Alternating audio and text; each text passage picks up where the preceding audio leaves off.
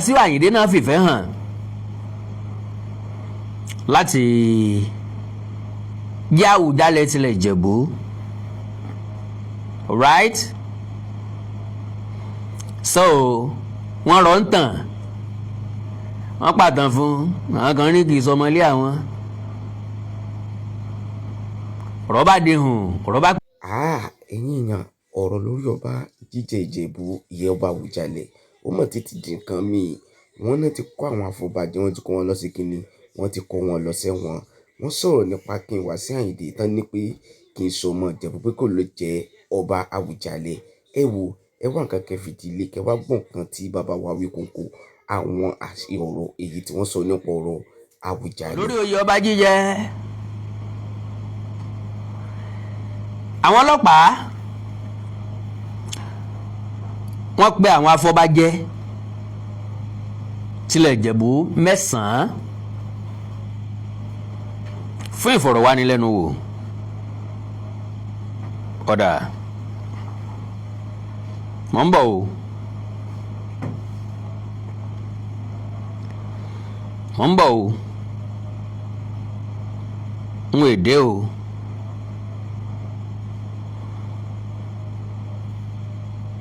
Ẹ má bínú o, ẹ forí. So ọ̀rọ̀ oyè ọba jíjẹ ńlẹ̀ Ìjẹ̀bú láti ìgbà tí Awùjalẹ̀ àná ti wàjà, bàbá wa Síkírù Adétọ̀nà ọ̀nà ni oríṣiríṣi awuyé tí ń jẹ jáde. Bẹ́ẹ̀ bá wò dáadáa, ẹ rí i pé àwọn èèyàn tó nífẹ̀ẹ́ sí wọ́n fìfẹ́ hàn.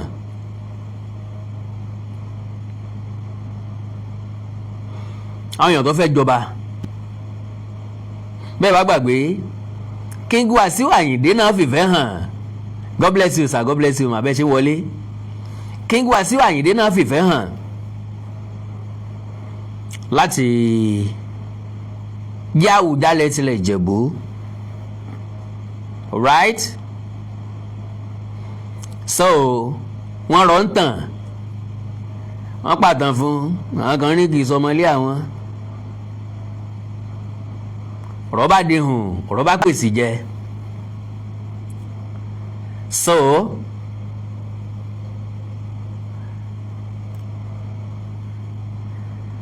ọ̀rọ̀ ṣe kí ni, ọ̀rọ̀ pèsè jẹ. So ẹ jẹ́ n dọ́gbọ́n pé àwọn olólùfẹ́ mi kan sórí ètò ká lè bá a pọ̀ ń bẹ̀ díẹ̀, ẹ má bínú.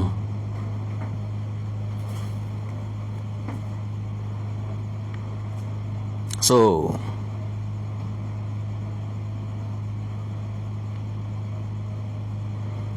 ká lè pọ̀ lórí ètò ní ó jẹ́ kí n pè wọ́n. God bless you sir. Táà ní jẹ ọba tuntun nílẹ̀ Ìjẹ̀bú, tàwa ni ó jọba. Eléyìí ò ju agbára mi ló ju agbára yín lọ, ó ju agbára àwọn afọbajẹ lọ. Àwọn afọbajẹ ní òyìn ọba àbí mo fọlọ́ ń búra, ẹni tí ó jẹ́ Awùjalẹ̀ tilẹ̀ Ìjẹ̀bú tuntun ó ju agbára àwọn afọbajẹ lọ. Because lọ́pọ̀ ọgbà gbogbo afọbajẹ ò kì í sùn kán kọrí síbì kan náà, kálukú ní òní kádídéètì tiẹ̀. Bó ṣe wá rí òun náà ò ní pé kò lè fẹ́ fọ gbogbo afọbajẹ. Gone were those days tó jẹ́ pé kandidate kan máa ń dùn mọ́ gbogbo èèyàn nú,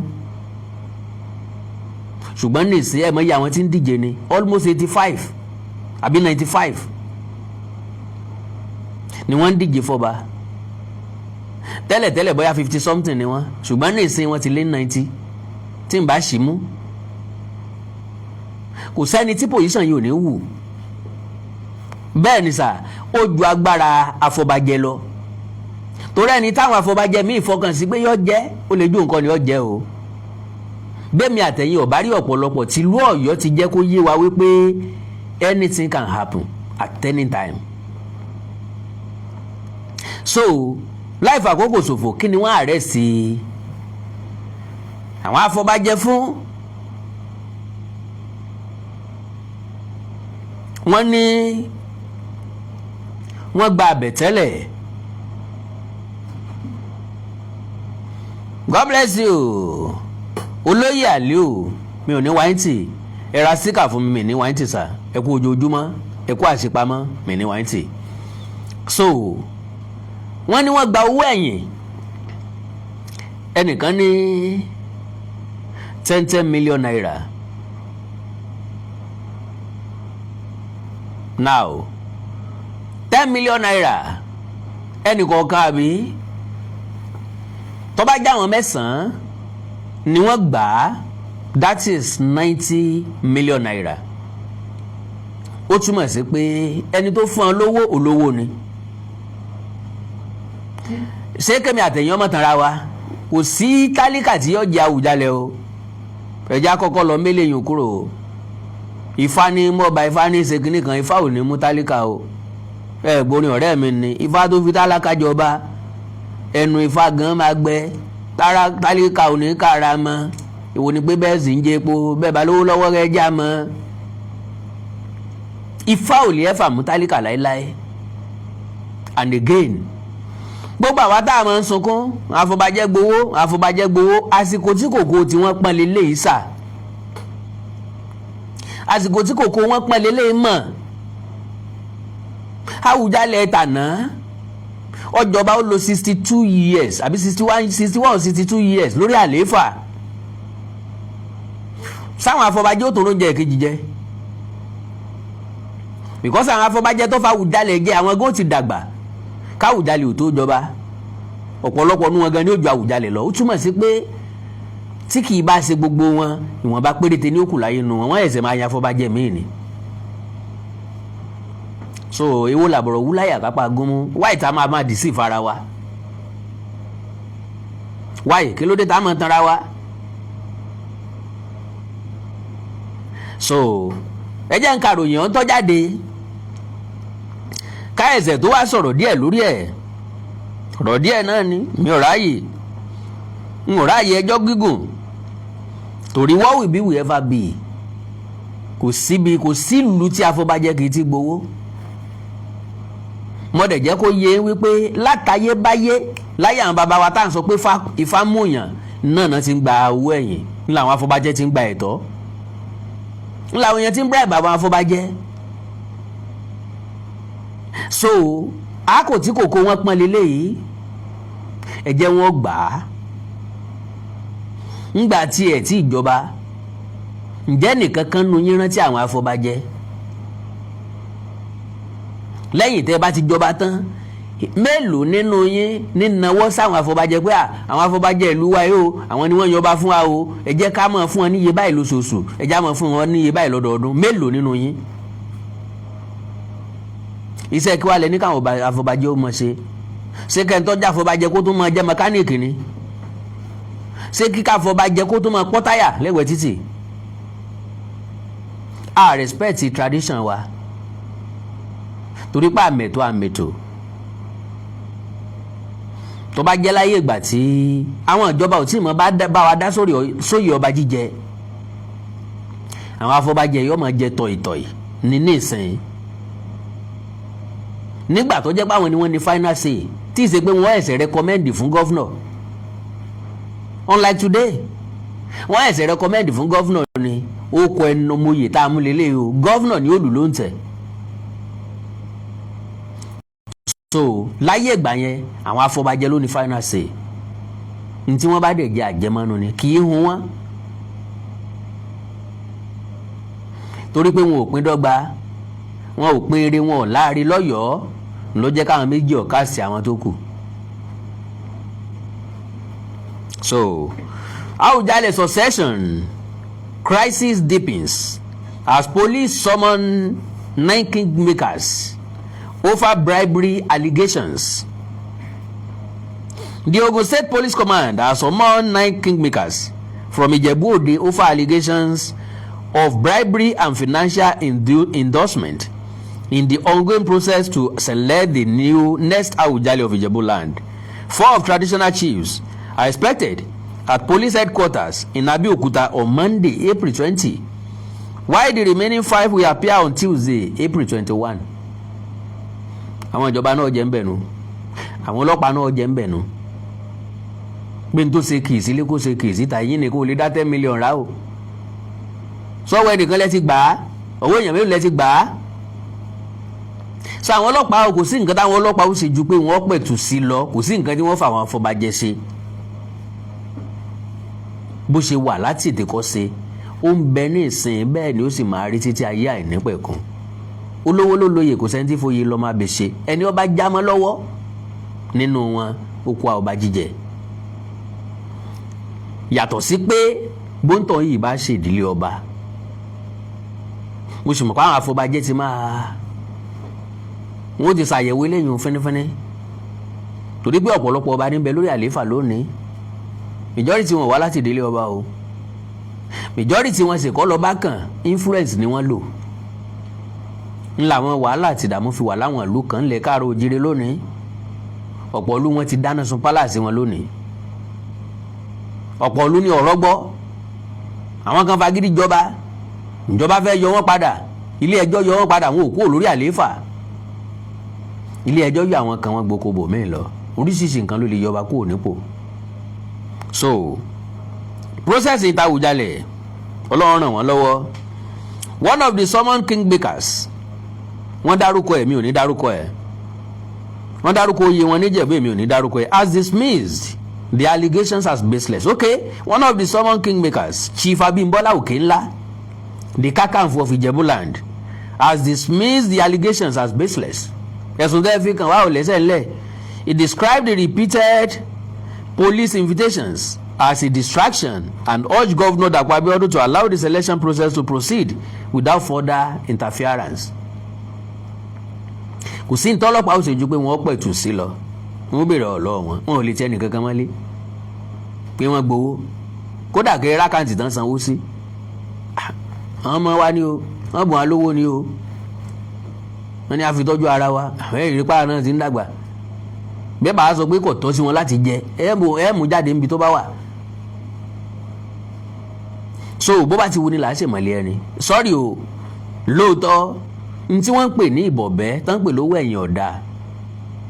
Ṣùgbọ́n ẹni tí yóò gbà àkàrà sọnù lọ́wọ́ ọmọdé yóò tó oyin sẹ́gbẹ́ àkàrà ẹ̀. Ètò owó lọ́wọ́ àńlẹ̀ fáwọn afọbajẹ ìlú kọ̀ọ̀kan.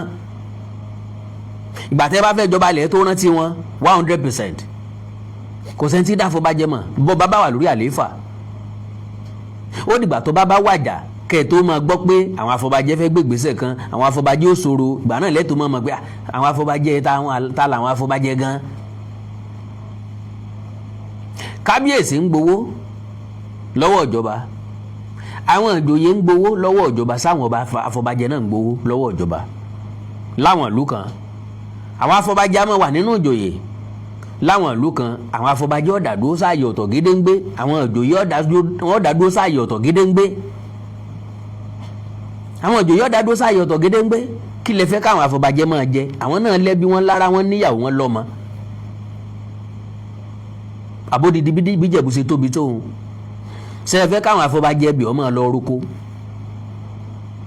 Tí òkìlẹ̀ tó ti mẹ́lẹ̀ fún un, tí mo gbìyànjú àti sọ ni wípé this is their own time.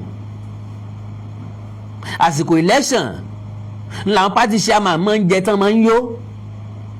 Ward chairman, ward youth, party chief, party youth leader, kìnìún kan women leader, time election ni wọ́n máa ń jẹun tán máa ń yó. Bẹ́ẹ̀ bá ti dìbò tẹ́ bá ti wọlé tán kálukú ti lọ, àwọn náà dẹ̀ ti gba kádàrá. So bẹ́ẹ̀ bá ti dé wọ́n gbà tí ń bẹ lọ́wọ́ yín. Gẹ́gẹ́ bẹ́ẹ̀ náà lásìkò àwọn afọbajẹ yìí. Èmi ò láì kéèyàn máa parọ́ tán rẹ̀ tàbí kéèyàn máa pàfin ládùú bí àrán.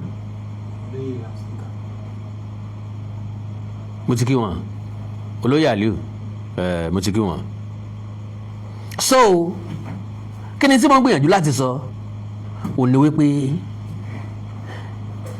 nílẹ̀ káàárọ̀ òjìrè lónìí gbogbo nǹkan ti gbèrú sókè, ìlú ti develop sí, àwọn ìlú kan jẹ́ ìlú téèyàn lè jà sípò ọba bẹ̀, Ìjẹ̀bú jẹ́ kan nù wọn o,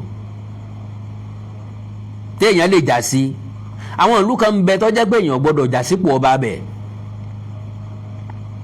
but unfortunately àwọn èèyàn náà tó ń jà sí. Sorry to use that language, ìlú mi jẹ́ kan ń bẹ, àwọn ìlú tó wà láyìíká ìlú mi jẹ́ kan ń bẹ, ìyẹn gbọ́dọ̀ jà sípò ọba bẹ̀. míyàn bá rẹ̀ ń tó fẹ́ jọba kéèyàn sọ pé lọ́jẹ́ ni. Kennedy kò sí èsùn tí ó rí tẹ́rẹ́tẹ́rẹ́ sínú gbà wọn. ànílẹ̀ ta fẹ́ tà fún yàn, ànílẹ̀ tó bá kan tà. ìlú ti ṣóòkì, gbogbo wọn ti súnmọ́ra wọn. kí lọ bọ́ ọmọ jẹ bọ́ bá dórí àlééfà, èèlò ló ní, iléeṣẹ́ ìwo ló dálẹ̀, kí ni ọmọ fi jẹun, kí ni ọmọ jẹ.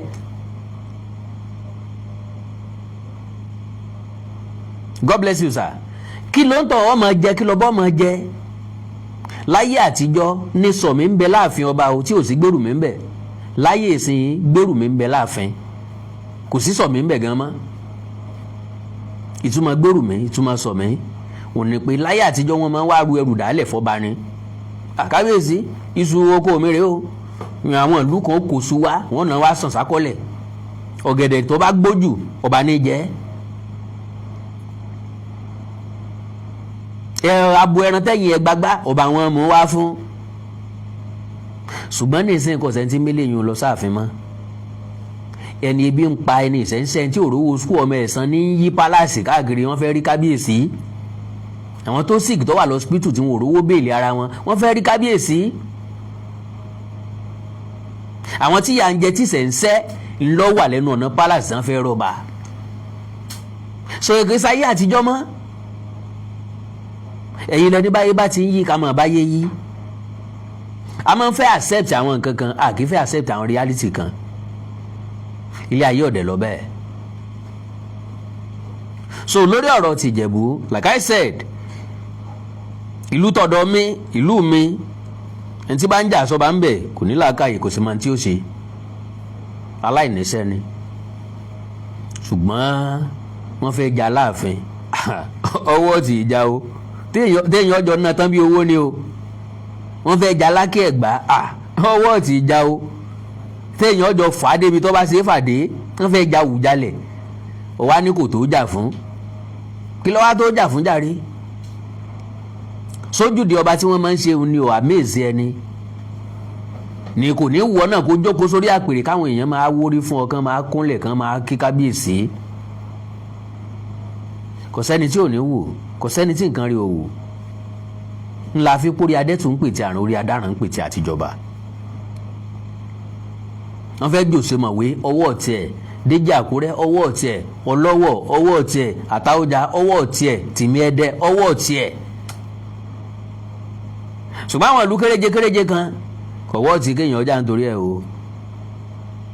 bó bá sàtijọ́ ọmọ ọba lọ́jẹ́, ẹjọ́ ọmọ ọba máa jẹ nǹkan ẹ̀ lọ. ní táwọn èèyàn rí nínú ipò ọba jíjẹ kò yé mi tó. ẹ̀tọ́ àwọn èèyàn kan sì ni wọ́n sì fi ń dùn wọ́n. ọmọ ilé mi tó yè tọ́sí tọ́ba tọ́sí torí pé wọn ò lówó ń dílé wọn ò gbé fò.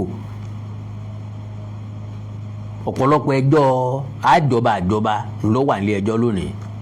wọ́n pẹ́ǹdì àwọn kan, wọ́n àti ìdá wọn kan, wọ́n ti dá wọn kan, àwọn kan ń pààrà kóòtù. ẹlòmíì ò láṣọ lọ́rùn mọ́ torí ẹjọ́.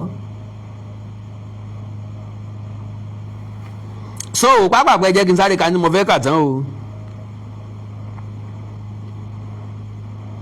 ok wọ́n ní kí gómìnà Dàpọ̀ Abíọ́dún wọ́n jẹ́ káwọn yan táwọn yàn, wọ́n bá wọn dá sí lẹ́ẹ̀kan náà káwọn jẹ táwọn jẹ.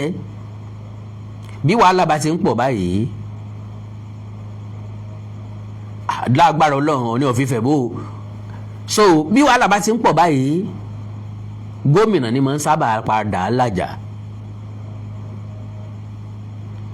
gómìnà lè má dá kankan mọ̀, àwọn èèyàn kan náà ni ó sún sí gómìnà lẹ́sẹ̀. láwọn èèyàn tí gómìnà súnmọ́ dáadáa, láwọn èèyàn tó ti ṣiṣẹ́ fún gómìnà rí, láwọn èèyàn tó ti ran gómìnà lọ́wọ́ rí, láwọn èèyàn tí gómìnà fẹ́ràn, àwọn náà ni ó súnmọ́ gómìnà o. ṣùgbọ́n láwọn ìlú kan kì í rọrùn bẹ́ẹ̀. tẹ bá fẹ́ lọ́gbọ́n àlùmọ̀kọ́rọ́ yín àwọn èèyàn kan náà ń bẹ́ẹ̀ tán lágbára lára ìlú bẹ́ẹ̀ ni Ìjẹ̀bú wà Ìjẹ̀bú ọmọ èrè ni wà olówó tí ń bẹ ń Jẹ̀bú wọn ò mọ níwọ̀n ńlá fi pé kúkúrú Ìjẹ̀bú owó ni àgbà Ìjẹ̀bú kò túmọ̀ sí pé gbogbo Ìjẹ̀bú ló lówó lọ ṣùgbọ́n àwọn tí tó lówó ń bẹ wọ́n ní dójú àmì wọ́n ní dáadáa so ńbo la wá ń lọ òun náà ni pé ẹnìkan náà ni ó jẹ́ àwọn kan bẹ láàrin àwọn tí ń díje fọba yìí wọn ò fẹ́ ní do or die rárá o they don't want it as do or die affairs but wọ́n fẹ́ kẹ́ ẹ lo transparency bí wọn ò bá jọba wọ́n padà sẹ́nu iṣẹ́ wọn wọ́n rẹ́dì ṣùgbọ́n wọn ò fẹ́ kí mọ̀kàrúrú wà ń bẹ tí mọ̀kàrúrú bá wà ń bẹ wọn ò ní gbà reality ni ẹni tí ó bá lówó ni máa ń gba gọ̀jẹ̀ ni máa ń gba kádàrá àwọn tó bá lówó rẹ́dì láti ná so bó láti wá sórí ọmọ tó wọ́ nínú èèyàn 90 something èèyàn kan sì ní ó gorí àpèrè bí Dàpọ̀ Abíọ́dún bá yàn tí ọmọ yàn yóò gbèpè yóò gbòkò lórí báwọn afọbajẹ bá yàn tí wọn ò mọ̀ yàn wọn lè mọ̀ rìlé sùn mọ́ iṣẹ́ ńlá ni iṣẹ́ afọbajẹ dàbí iṣẹ́ INEC ni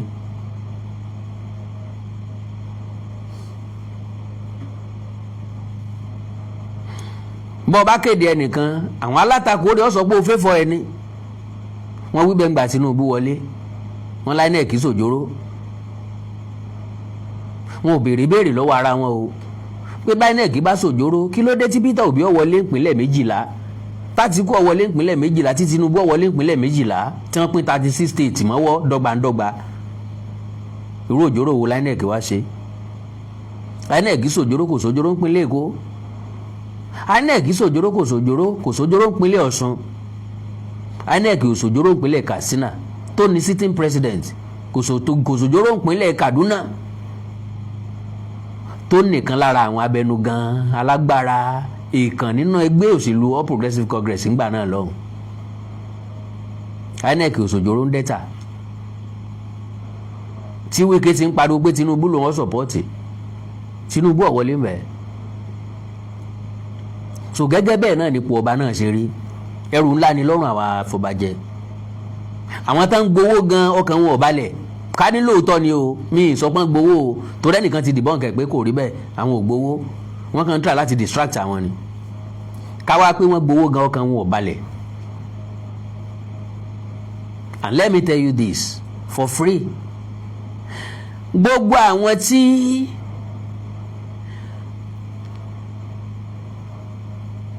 God bless you sir God bless you ma gbogbo àwọn tí wọ́n ń díje fọba ni wọ́n máa fi owó lo àwọn afọbajẹ mo fi gbogbo ẹnu sọ bẹ́ẹ̀ Christian ni mi ọ̀kan Muslim ni ọmọ ọ̀kan mo gbẹ̀sìn ọ̀kan mo nígbàgbọ́ ọ̀kan mi ò nígbàgbọ́ ọ̀kan gbogbo ọ̀nà máa tíìs àwọn afọbajẹ pẹ̀lú owó àwọn bàbá yẹn náà dẹ̀gbọ́n àwọn afọbajẹ náà wọn kì í gbà lọ́wọ́ ọ̀tún gbà lọ́wọ́ òsì ń gbà mí mo ti sọ́rí nà ó láyé àtijọ́ wọ́n á ní wọ́n lé odù wọ́n bá ti ní adífálà tó fẹ́ dífán palace tàbí kàn sọ pé káwọn afọbajẹ́ lọ bá dífálà ńlé onífà wọn ti dífọ́ ọba wọ́n wà ní kí wọ́n lé táyé wò kí wọ́n lé kàìndé wò kí wọ́n lé dòwú wò ta ni ó du rẹ̀ kún jù mélòó nu wa lọ́mọ tí fà ń sọ tí yọ ṣàlàyé ẹ̀bùn onífà ṣe fẹ́ sọ torí pé fákan tí wọ́n bá kì ó lè nítumọ̀ 16 bẹ́ẹ̀ ìbá sọ pé n tó túmọ̀ sí nìyí bàbá tó dífá lè sọ pé kì í ṣe ibi tó lọ́nu pé ọjà náà díẹ̀ ṣùgbọ́n kì í ṣe ibi tí fà tó ń kì í o n tó ń wò lójú ọpọ́n fà tó ń yí o kì í ṣe n tó sọ ní tiẹ̀ sọ yìí miwa bribe wà ń bẹ́ẹ̀ láyé ìgbà náà odù tí wọ́n máa ń sọ ń gbà míì lọ́pọ̀ gbà òun náà ni ẹni tí owó tiẹ̀ kún jù látàyè ìgbà náà wọ́n ti ń ṣèlérí fáwọn èèyàn o.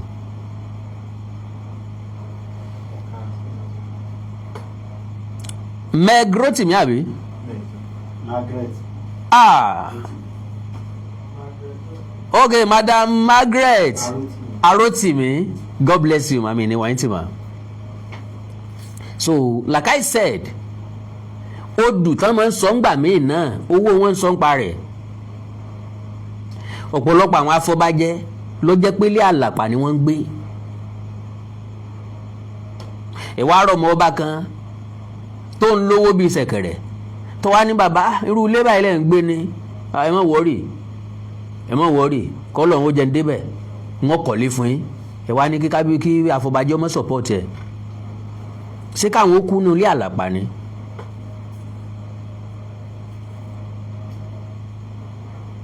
Bóyá lè rí píìkì nínú ọ̀rọ̀ tó ṣẹlẹ̀ sí Ìjẹ̀bú yìí.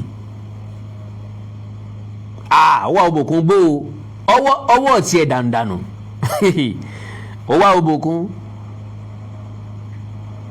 ajérò ọ̀fìjérò ọwọ́ àràngún àwọn sọ̀wọ́n Ògbómọ̀ṣọ́ ọwọ́ tiẹ̀ dànù ọlọ́tà Olówu gbogbo àwọn yẹn wọ̀ tí kéèyàn fà á ó tóra wọn. So now kí n tó kó tó pé wọ́n ti ẹ̀ka délẹ̀ advice rẹ fún gbogbo ìlú ńláńlá gbogbo yín lẹ máa ń ṣe dé bẹ́ẹ̀ ṣe máa ń ṣe ojúde ọba ń Jẹ̀bú àwọn ìlú kan wà tó lówó lọ́wọ́ àwọn ìlú kan wà tó ti dókè Ẹ̀gbá Ìjẹ̀bú Ifẹ̀ Ìbàdàn Ọ̀yọ́ Ọ̀tà wọ́n ti láwọn èèyàn lókè àzẹ àwọn tó lówó tó jẹ́ pé tó bá dá 50 million bí ìgbà téèyàn ṣeré mọ́dé ni advice ni o ẹ fẹ́ káwọn afọbajẹ́ gba owó ẹ̀yìn má bí ẹ tọ́jú wọn bó lẹ ṣe lè tọ́jú wọn ọ̀nà rèé ẹ̀kọ́ kan lọ́dọọdún tẹ́ ẹ máa ń sojúde ọba wọn ẹ ní àpò kan tẹ́ ẹ máa dáwó sí yàtọ̀ sí ẹ̀tọ́ tẹ́ bá fún kábíyèsí ẹ ní àpò kan tẹ́ ẹ máa dáwó sí àwọn olóyè àwọn afọbajẹ ẹ rè wọlé ibi tí wọ́n ń gbé àwọn náà tọ́ sí nǹkan rere o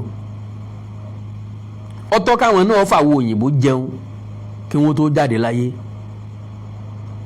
kò sẹ́rú mọ́ láyé ìsìn Ìdòwú sí ìṣẹ́rú méjì torí nǹkan ẹyọ kan tí wọ́n ń bí èmi inú pẹ̀lú àwọn afọbajẹ ni pé ẹ̀ẹ̀kan tán bá ti yan ọba àrántí wọn mọ́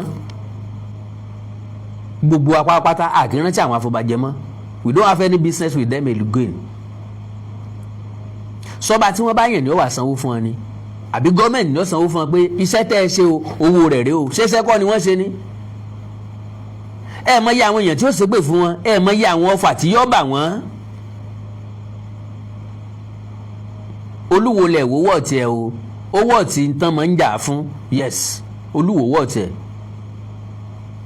àpèrè yẹn ni o ìṣẹ́ntì mẹ́ńbẹ̀ o bọ̀ àpèrè yẹn wọ́ tiẹ̀ ìlú ìṣẹ̀ǹbáyé nìwò Ẹdẹ Ilé Ìgbọ́n Òwúkúta àti bẹ́ẹ̀ bẹ́ẹ̀ lọ. So like I said ẹ̀ǹtẹ̀ ni ọmọ gbowó ẹ̀yìn èèlò lẹ fún ta ni ó sanwó fún wọn pẹ̀lú iṣẹ́ tán fẹ́ ṣe yẹn majority wọn ó gba ọfà majority wọn ó di ọ̀tá another candidate kí ló fẹ́ jẹ́ gain ni wọn fún nǹkan tán fẹ́ ṣe. So like my advice àwọn owó yẹn ẹ lọ wọlé àwọn olóyè ẹ lọ wọlé àwọn afọbajẹ ilé tí ó bá nílé tó dáa ilé tó bá nílé tó dáa ẹ bá renovate ẹ bá wọn furnish ẹ to taste ǹjẹ́ ó bá nílé tó dáa ẹ kọ́lé fún bó bá dẹ̀ jẹ́ pé ẹ máa kọ́ méjì lọ́dún yìí ẹ kọ́ méjì lọ́dún tí ń bọ̀ mélòó la fọbajẹ 9 nígbà tẹ́ bá iṣẹ́ lọ́dún 5 ẹ ti kọ́lé wọn tán kí tiẹ̀ náà fẹ́ kọ́ gan tẹ́nìkan ò lè kọ́ nu yín kélé yọ jẹ́kọ̀ọ́ lẹ́yìn táwọn eléyìí bá ti jọba tán Ìjẹ̀bú nìkan kọ́ mọ̀ bá gbogbo lẹ káàrọ̀ òjìrè ni o ẹ wá bèèsì wọn lórí sálárì even kí gọ́ọ̀mẹ̀ntì máa fún wọn lówó torí ti ń dìjà nípínlẹ̀ Ọ̀ṣun nísìnyí ni pé ọ̀pọ̀lọpọ̀ àwọn olóyè ẹ pé lòun sálárì tí wọ́n ń gbà ṣé kò ní yà lẹ́nu tí ń bá sọ wọ́n gba 900 naira per month. O ní 1,200 mo reality ni mo sọ fún yìí o, mo rí receipt tán fi ń gbowó ni o. 900 naira per month. O ní 1,200 naira per month ń bẹ́ẹ̀. O ní 1,500 wà, o ní 2,000 wà. Bóyá ẹ bá grade ó gba 3,000 lóṣù. Bọ́n ṣe ń gbà nìyẹn o. So kí wàá lẹ ní kí wọ́n fi rú owó yẹn ṣe? Ẹ force wọn láti joyè àbí? Yes. Ṣùgbọ́n ìlú ò lè déédéé wà. Ọba nìkan ọ̀dẹ̀ lè dá ṣèlú. Compulsorily àwọn ìjòyè kan ní ó bá ṣèlú, gbogbo ìlú ló sì ní àwọn ìjòyè tiwọn. Ayé ti kúrò láyé tó jẹ́ pé gbogbo à ń dáko. Gbogbo bí a fi dáko nísìnyí ni wọ́n ti sọ dìlú, wọ́n ti ta fẹ́lẹ́ state. Gbogbo ìlú ló ti fẹ̀ sí, inú wa ń dùn pé ìlú ń pọ̀ sí. Ẹ̀yin fẹ́ kọ́lé, èmi fẹ́ kọ́lé, gbogbo bí tó jẹ́nu kòkó tẹ́lẹ̀ láti kọ́lé sí.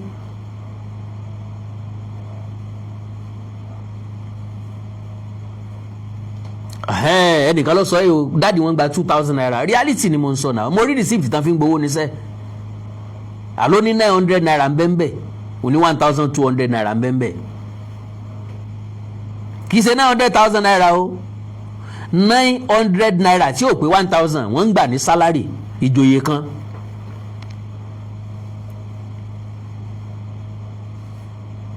Ẹ rí pé mo mọ nǹkan tí mo ń sọ.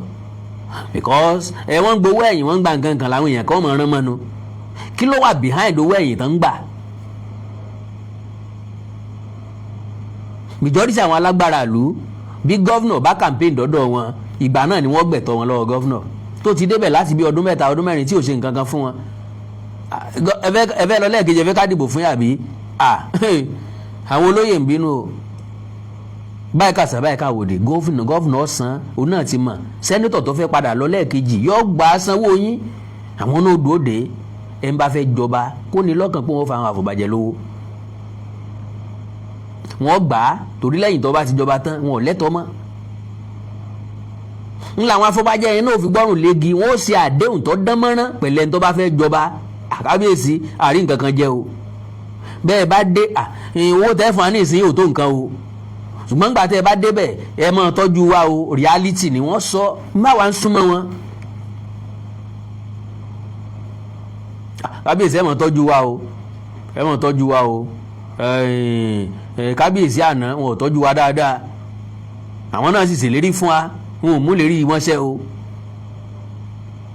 Ntí ìjẹ́ ká fẹ́ tẹ̀lé èèyàn náà nu o, ṣẹ́ tẹ̀lé ṣẹ́ ṣe ń tá a bá fẹ́. Gbogbo ìlú ló ti máa wà lórí àdéhùn. So ẹ̀yin Ìjẹ̀bú ẹ tọ́jú àwọn afọbajẹ, kẹ́ ẹ sì tọ́jú àwọn olóyè ìlú yín.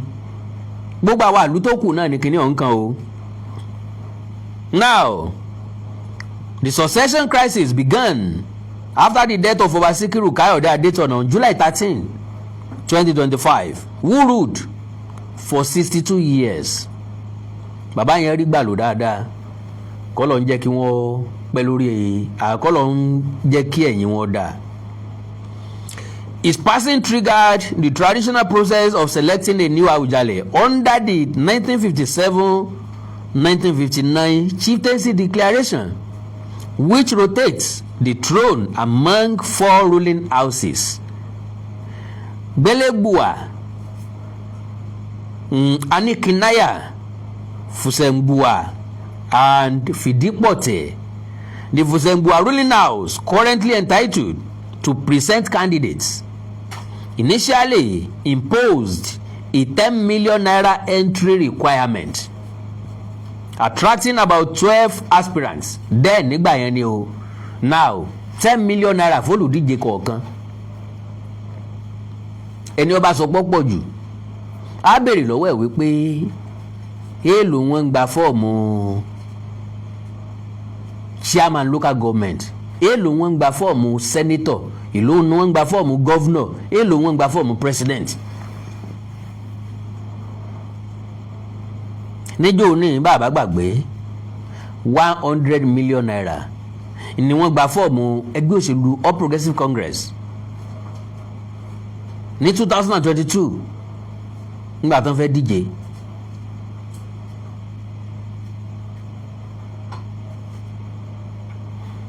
$100 million. olóṣèlú tí yóò lu ọdún mẹ́rin tí ó kú ọ̀nbẹ̀ nù o another 4 years nísìnyí wọ́n ó tún san entry form míì wọ́n ó tún gba entry form míì bí wọ́n fẹ́ díje. ṣé àwọn tí ó wọlé primary ṣé APC dá owó tí wọ́n san padà owó fọ́ọ̀mù wọn padà fún wọn? àwọn wo ló pín? ṣé wọ́n kó fún ìjọba ni? àwọn olóyè ẹgbẹ́ ni ó pín. kí wàá lè fẹ́ bóòlù ti fẹ́ ṣe tàwọn afọbajẹ? ọmọ ọlọ́mọ lódùn fipá jí èpo ẹ̀pà wọn wà dohun àìjírí mọ́. ńgbà tẹ́ ẹ bá ti fi pàǹtà jíyán tẹ́ ẹ sọ pọ̀nbẹ́nu ńgbà bá ti yọ ọmọ inú ẹ̀ tẹ́ ẹ yọ ẹ̀gúsí inú ẹ̀ tẹ́ ẹ fi ṣe bẹ̀jẹ́ tẹ́ ẹ fi gbéyán lẹ̀ tẹ́ ẹ fi gbá màlà ńlẹ̀. ta ló gbá èpo ẹ̀gúsí kalẹ̀ bí báyìí nísìnyí ẹ̀yàn ọmọ ẹ wá kéèkó ẹ̀gúsí dànù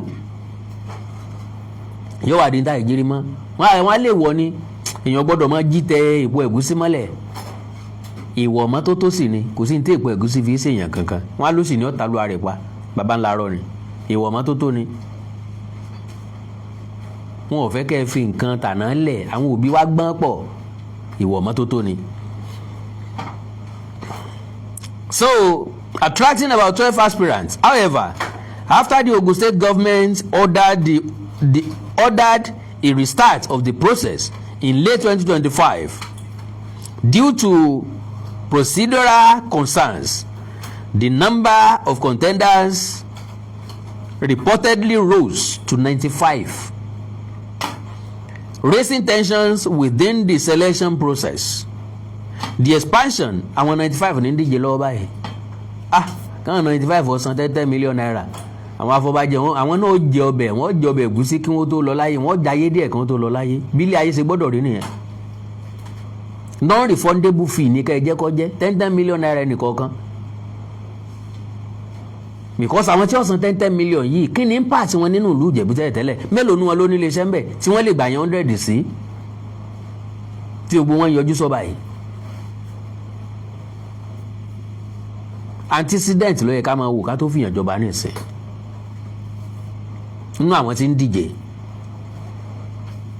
kí ni impact wọn sínú Ìjẹ̀bú tẹ́lẹ̀tẹ́lẹ̀ kó tó dàsìkò ọba.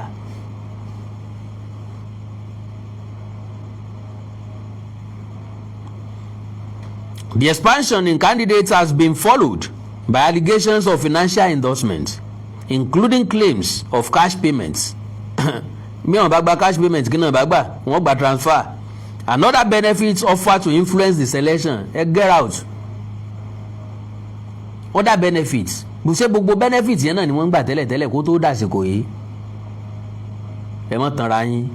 Gbogbo àwọn tó ń díje pápátá wọ́n ti promise wọn. Ẹni tí promise ẹ̀ bá pọ̀ jù náà máa dìbò fún làwọn afọbajẹ́ ọ̀tẹ̀lé o.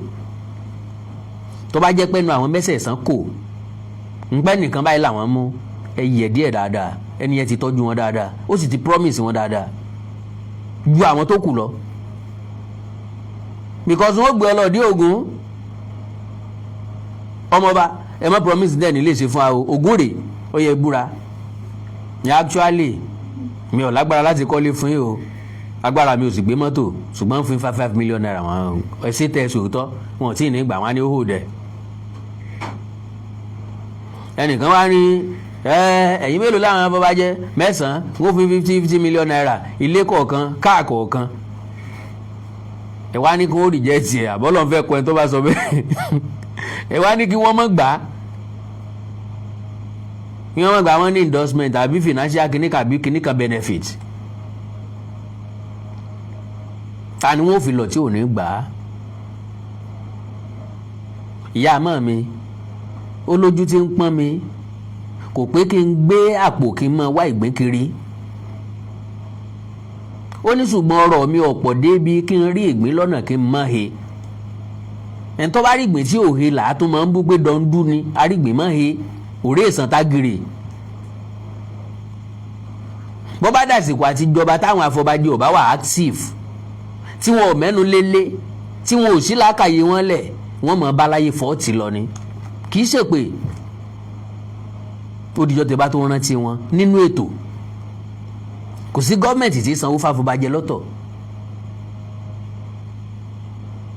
Ṣé kí wàá láǹfààní mi ńgbà tí n bá jà fọbàjẹ tó jẹ́ pé torí pé ìdílé wa ń jà fọbàjẹ lẹ́sìn fi mí jà fọbàjẹ tí ò wá sí benefit kankan.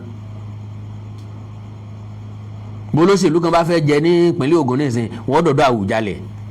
Kò dẹ̀ sólóṣèlú tí ó lọ káwùjalẹ̀ tí ó lọ lọ́wọ́ òfo ńgbà ìsèpáyé ń ṣe ó ti jẹ tó fẹ́ jẹ kọ́ mọ jẹ́ sápò ààrẹ jẹ lílì ni. Wọ́n bá ti ń lọ wọ́n tọ́jú kábíyèsí obì kábíyèsí ó gbó dáadáa. Ẹ jẹ́ kó bí àwọn afọbajẹ náà ò gbó. So gbogbo ilé táwọn ọlọ́pàá ń ṣe yẹ distraction ní lóòótọ́. Ẹni táwọn afọbajẹ bá ti yàn lórí èyí Ìjẹ̀bú yàn. Ẹ má bínú o ẹ̀yin ọmọ Ìjẹ̀bú o. God bless you sir, they will definitely go for the highest bidder. That is 100% truth. Ká mọ̀ tanra wa ká mọ̀ pàjá lọ́bọ̀ fúnra wa. So kò sí nǹkan kan tá à ń fà lọ títí tí ń bẹ̀ lórí ọlọ́pàá invite wọn wá lọ wọ́n dẹ̀ sọ̀rọ̀ kálukú wọ́n dẹ̀ padà wálé. Ẹ̀yin ọlọ́pàá ẹ stay away. Nítawọn ọlọ́pàá lè dá sí ni tí wàhálà bá fẹ́ ṣẹlẹ̀ ń dẹ̀rù pé wàhálà fẹ́ ṣẹlẹ̀ láàrin wọn. Àwọn tí wọ́n mọ káàkiri náà làwọn tí ò lówó lọ́wọ́ tóbi tí wọn ò gbó tó. Ọmọ inú ilé kan náà gbogbo wọn kò yẹ kó jẹ́ tìpátìkúùkù ẹ̀ ń bá ti wọlé náà lọ wọlé ẹ̀ ń bá ti jẹ́ náà lọ jẹ́ láàrin wa. Èmi ìyẹ̀rú ọ̀kìn torí ẹ̀ mo sọ pé mi ò lè jóyè sẹ́mi ni wọ́n máa fún ní 1,200 naira lóṣù. Ìjọba máa fún 1,200 naira lóṣù 900 naira. Àwọn tó ń gba 500 wà láàrin wọn 700 wà láàrin wọn àwọn olóyè kéékèèké. Bẹ́ẹ̀ yẹn ọba wa béèrè ńgbà mi lè yóò béèrè lọ́wọ́ pé ilẹ̀ yìí náà wá ń joyè ọ̀hún fún. Ṣùgbọ́n ẹ má gbàgbé pé ìran wọn ní jẹ́ bí wọn ò bá jẹ́ yóò parẹ́ níran wọn. Àrọ́mọdọ́mọ wọn tí bá wá ń gbọ́ pé àwòyè báyìí náà ń jẹ́ ńlé wa tẹ́lẹ̀ o torí pé wọn ò ní candidate náà fi ń gbé irú ara dáadáa o làwọn tí wọ́n ṣẹ̀ wálẹ̀ tán sì jẹ́ kó yè ń bọ́ mọ́ wa lọ́wọ́ ó ṣeé ṣe kọjá àsìkò tó yè yín ó wúlò ńlọ́bọ́ lọ́wọ́ wọn torí ẹ̀ ní kálukú ṣe ń fagídí rún gbogbo ẹ̀ mọ́.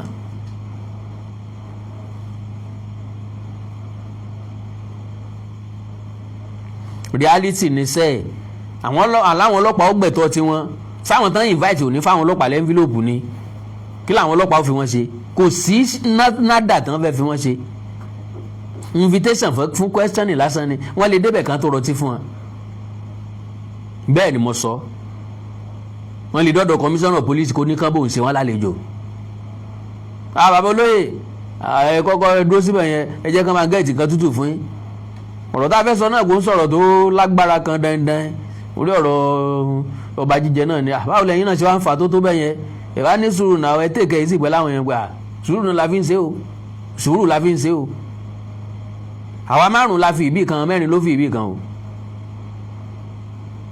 Ńgbà tó sì ti dọ̀rọ̀ bò ẹ mọ̀ pé tó bá lérò tó pọ̀ jù náà ni ó wọlé àwa láta jẹ́ márùn náà láà wọlé iná sì pé rárá o pé ká fò ká nìṣó o ńlọrọ̀ ìdáriwo ẹ na sòrò sí náà ni tí komisanna police yóò sọ fún ẹnu o kò sẹ́ni tí wọ́n dà kúnlẹ̀ láàrin wọn kò sẹ́ni tí wọ́n nà láàrin wọn kò sí tí wọ́n fi wọ́n ṣe wọ́n dẹ̀ lé tí wọ́n mọ́lé lórí tí ń bẹ ńlẹ̀ yìí pápá gbẹ̀ǹjẹ̀ sáré parí ẹ̀ kí n kúrò ń bẹ̀.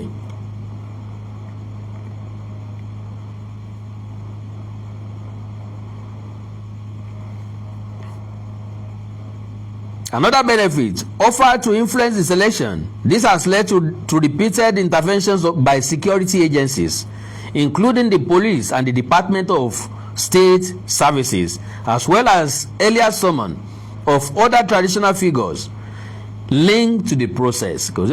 As investigation continues, the process remains stalled, with growing concern in Ijebu land over delays in filling the vacant stool. Bí ipò Awùjalẹ̀ ṣe ní delay ní wo tó jẹ́ mo fọlọ́ ń búra oríire ńlá ni fún Ìjẹ̀bú gbogbo tó bá ti dá kí wá easily ká ní bá Awùjalẹ̀ ṣe jẹ́ wàjà láàrin oṣù bíi mélòó kan wọ́n ti ja Awùjalẹ̀ míì Ìjẹ̀bú ò léèyàn lánàá wọn láwọn èèyàn gidi. Yes, ọwọ́ ẹnìkan gbé sókè jà wọn tó kù lọ bọ̀ bó ṣe wà yín nísìnyí majority wọn ló lówó lọ́wọ́ equally ó difficult láti jẹ lọ sówó lọ fẹ́ náà àjọ máa ná ni so wọ́n máa béèrè lọ́wọ́ àwọn afọbajẹ èlò lágbájá sọ pé òun fẹ́ fún yín 50 million ní 50 million máa fún yín 100 million ìyẹn tó ń kọ́ wọ́n máa price ẹ̀ níbi ọjà bàṣá.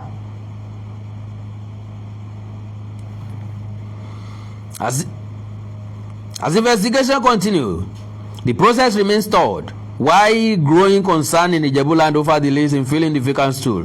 While authorities insist the interventions are meant to preserve order, critics says the repeated disruption risks undermining confidence in one of Yorubaland's most respected traditional institutions.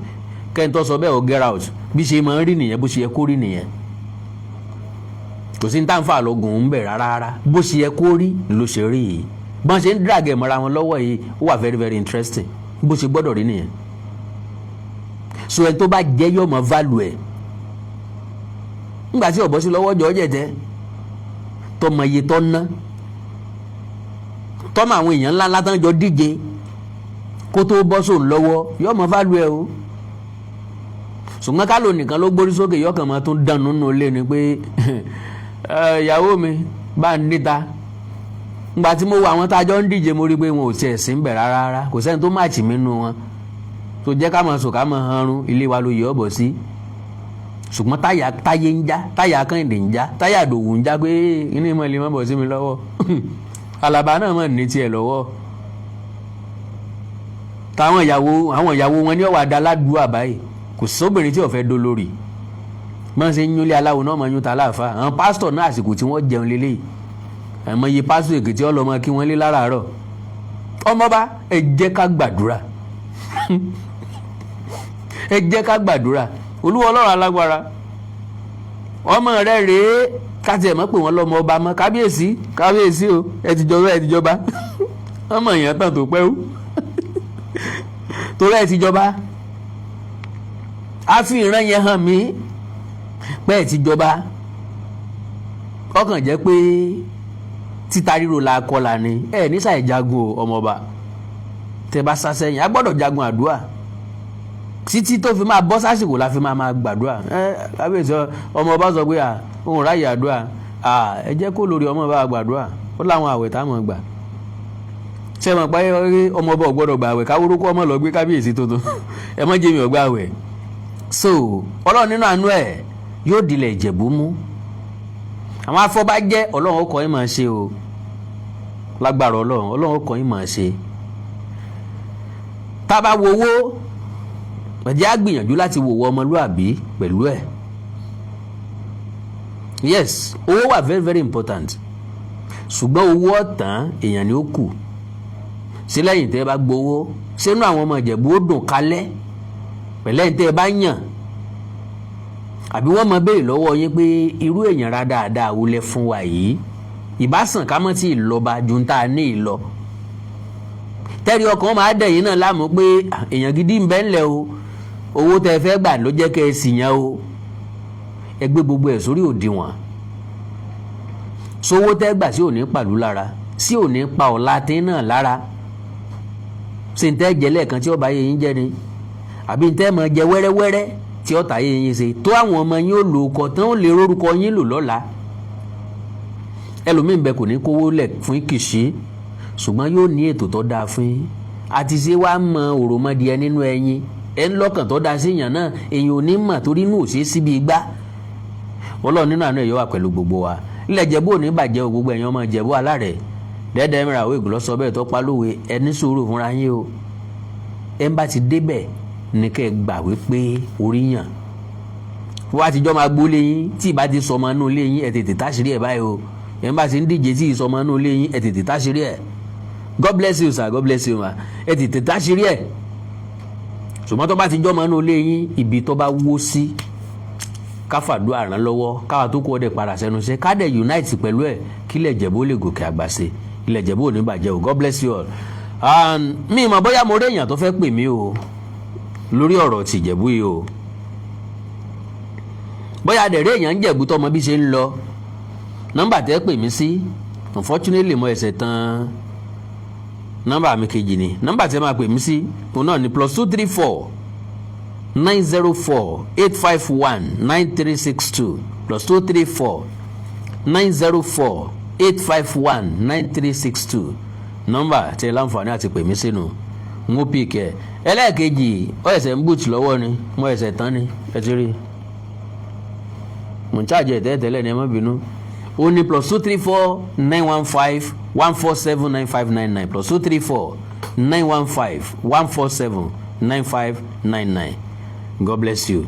ẹ bá ní nǹkan kan tàbí méjì láti sọ lórí ọ̀rọ̀ Awujale Ìjẹ̀bú tuntun tí wọ́n fẹ́ jẹ.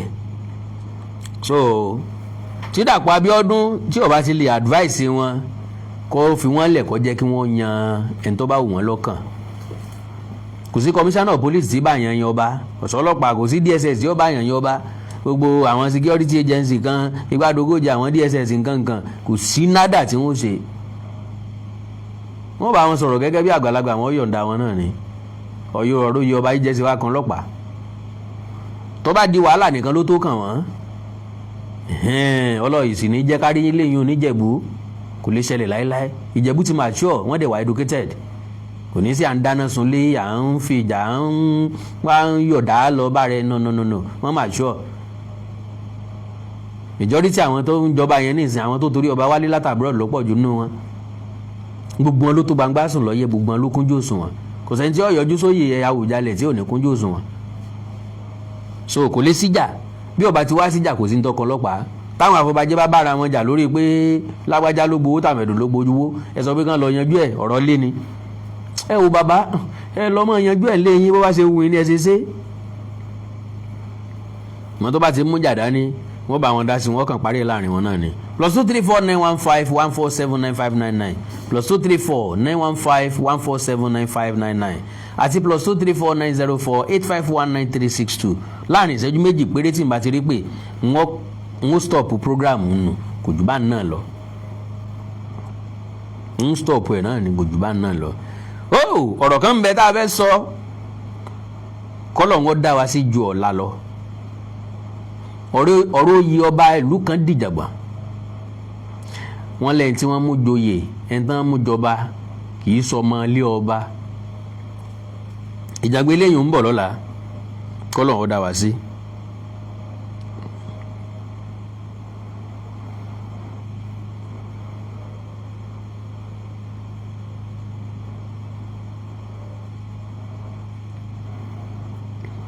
ó kù sẹ́jú kan tí mo retí call after that 1 minute ilé mi yá nù. mo ní sẹ́yìn tí lọ́ọ́ bá mi wo Onídèmọdè ẹ́písòdù tuntun ta ẹsẹ̀ fi sórí Onídèmọdè TV lánàá. wẹ́rẹ́wẹ́rẹ́ ni mo fẹ́ kẹ́ ẹ bá ń lọ síbẹ̀ láti lọ́ọ́ bá ń wò ó. àánú Olódùmarè ní fi sílẹ̀ o. ẹ̀dẹ̀ lọ sí Onídèmọdè TV ẹ bá mi subscribe sí channel yẹn. God bless you. lórí Facebook ẹ̀yin tẹ́ wà ń bẹ̀ ìbànújẹ́ òní kàn yín o. ẹ rí dájú pé ẹ bá mi like page yìí, ẹ dẹ̀ bá mi follow ẹ̀. Awikonko television, Awikonko television, Awikonko television. lórí YouTube ẹ má kú òun bẹ̀ láìsí pé subscribe sí channel mi Awikonko TV, Awikonko TV. ó yẹ kémi náà ti dé 100,000 subscribers. ó yẹ kí n ti dé 100,000 subscribers. tẹ bá dẹ̀ subscribe sí kò náà ní nǹkan kan, kò ní náà ní special data. àsan pé yọkàn náà ní ká kẹ́kàn click lórí subscribe button kẹ́dẹ̀ click lórí notification bell ntí ó máa ná nìyẹn.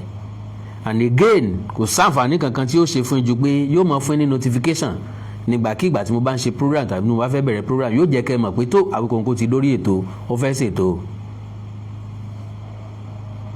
I should play some of my music. Sorry, àwọn orin ìjàngbọ̀n ni mo ní. ẹ má jẹ́ n play orin ìjàngbọ̀n ilé ìtọ́wọ̀ mi lè bà ní ìsìn orin ìjàngbọ̀n ni. ṣe ẹ má bínú ẹ má bínú. ó ní wo mo tiẹ̀ ní gan lórí fóònù.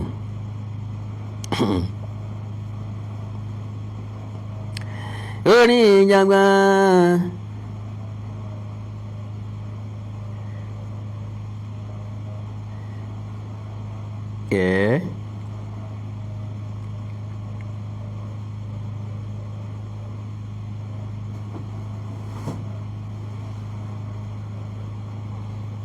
ọ̀pọ̀ o.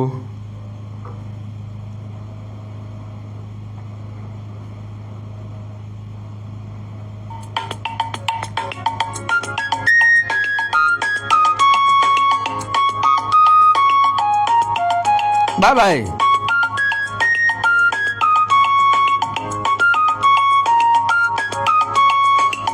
Ọ̀yọ́ ẹ má pa wá o. Ṣèyí Mákindé lẹ fẹ́ pè lẹ́jọ́. Ta ni yóò wá ṣe lọ́ọ̀yà? Ọ̀yọ́ Aláàfin West. Agadọ́ra Awikonko Àjàó àrà Awikonko aṣọ lójú ọlọ́rọ̀ bẹ́ẹ̀ bá ní nǹkan pàtàkì tẹ́fẹ́ kájọ ṣẹjá sọ lórí WhatsApp +2349048519362 mí ní wáyé tí ìbànújẹ́ òní kan yín gbogbo ẹ̀yin tẹ́ ra síkà fún mi pátápátá ìná òní tán wo yín o ẹ̀ ní dolówó àná ẹ̀sìn ní dẹni àná lágbára ọlọ́ ẹ̀ ní tọrọ jẹ ọmọ yín ò ní tọrọ jẹ ilé yín ò ní tọrọ jẹ ẹbí yín ò ní tọrọ jẹ olóyè Aliu mi ò ní wáyé tí ẹ ṣe ẹ kú ojoojúmọ́ God bless you sir. Mọ́mì mi kan náà Margaret wọ́n ra síkà fún mi n ò rí wọn bímọ o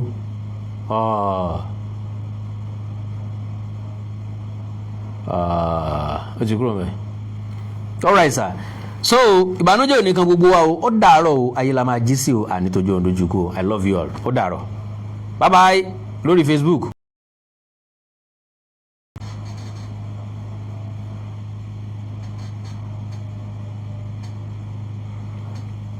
ẹ jẹ́ kí n máa kí gbogbo ẹ̀yin olólùfẹ́ Àkàndọ́ra Awikonko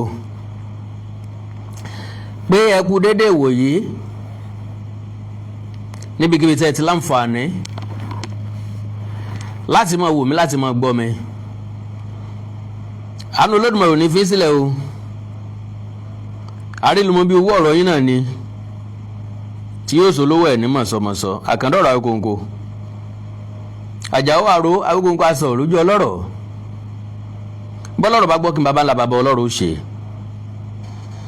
ìbànújẹ́ ò ní kàn yín ibi ò ní tẹ̀ yín ibi ò ní kàn yín lágbára Ọlọ́run àtàwọn àtẹ̀yìn kájọ fà ìkú dẹ́gbẹ́ra ẹ lẹ́lẹ́ alára ìjọ̀sá ọmọ amúnikan dọ́gbọ̀n agogo ẹ lẹ́lẹ́ ajérò ọmọ ògbójúkọ̀rọ̀ jàjálẹ̀ gbogbo wàràǹgbọ́ àga àmọ́ta èdè gbogbo ọlọ́jà mẹ́rẹ̀ẹ̀rìndínlógún ẹ̀yin baálẹ̀ níjòyè gbogbo ẹ̀yin ọ̀tọ̀kùlú ìlú pátápátá ni mo kí mi ò ní wáyé tì lágbára Ọlọ́run. ọmọ amúnikan dọ́gbọ̀n agogo. kí ló dé? so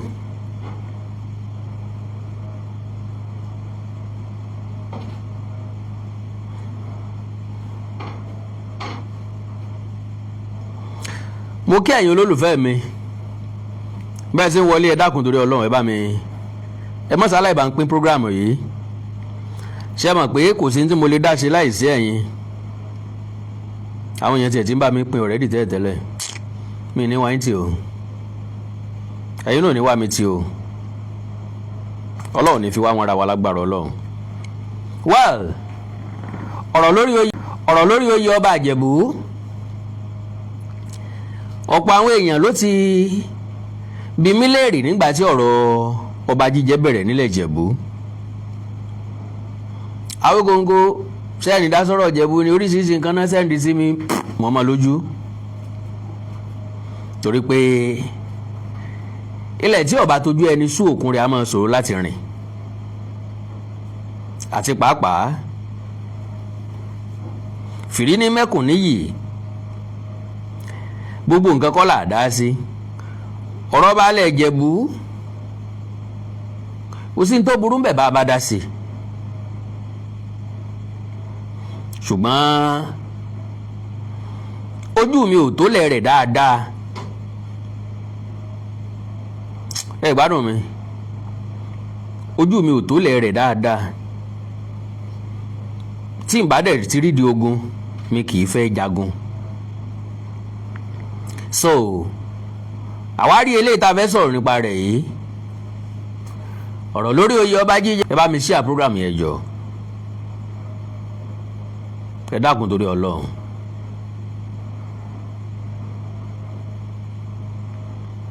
ta ló ń pè mí nídà yìí mi ò tí ì bẹ̀rẹ̀ ètò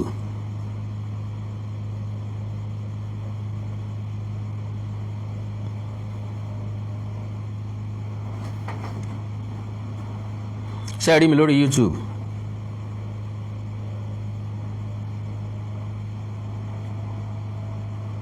mo ti gbọ́dọ̀ wà ní YouTube.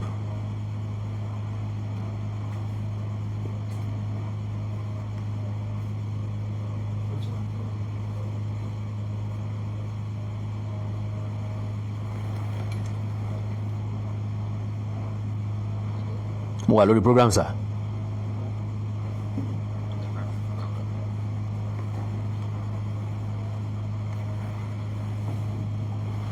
So now kò dẹ̀ sí bá ti ṣe